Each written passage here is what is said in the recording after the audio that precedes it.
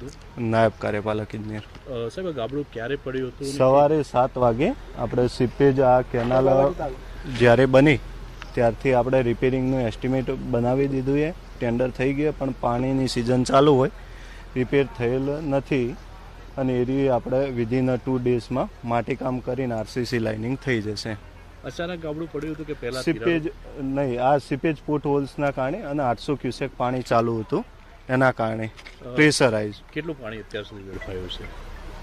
1200 cusec જેટલું પાણી પાણી વેડફાઈ રહ્યું છે? ના, આર્ય સીપેજનું છે, માત્ર 20 ક્યુસેક જેટલું.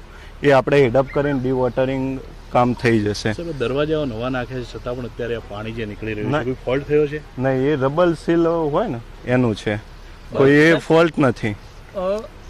દર વર્ષે સરકાર દ્વારા પૈસા ફાળવવામાં આવે નહીં, આ જગ્યાએ આપણે કોઈ એવું કામગીરી અત્યાર સુધી કરેલ નથી. એનું રિપેરિંગનું કામ હવે કામગીરી શરૂ કરવાની ટેન્ડર થઈ ગયું છે. કેનાલ ઉપર પણ અનેક ગ્રાન્ટો પણ આપવામાં ના, મુખ્ય કેનાલ ઉપર રિપેર કામની લાઇનિંગની કામગીરી હવે જ થવાની છે. બ્રિક મેશનરીની આપણે હતી અને હવે આરસીસી લાઇનિંગનું કામ થવાનું છે. જૂની કેનાલ છે, હા, રિપેરિંગ કરવામાં જ નથી આવી. રિપેર એટલે કેવી, કોઈ જગ્યાએ જરૂર પડે તો, બાકી તો પાર્શિયલ કટિંગ બેન્કિંગ પોર્શન હોય એટલે વધુ સારી કેનાલ છે. કેટલું મોટું ગાબડું હશે અંદાજે? આ 30 મીટરનું ગાબડું છે, આપણે 30 થી 40 મીટરનું. આટલું મોટું ગાબડું કરવાનું કારણ શું? કારણ એ પોર્ટ હોલ્સ ને સીપેજ થવાના કારણે. કેટલા દિવસમાં રિપેરિંગ થઈ જશે? 4 દિવસની અંદર. આ શિયાળુ સિઝન માટે જે પાણી હતું, હા, કેટલા દિવસ બંધ રહેશે? આમ 4 દિવસ.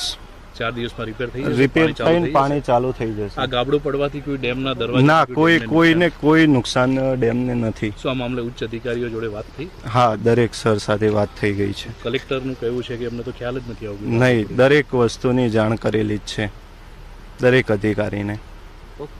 ઓકે.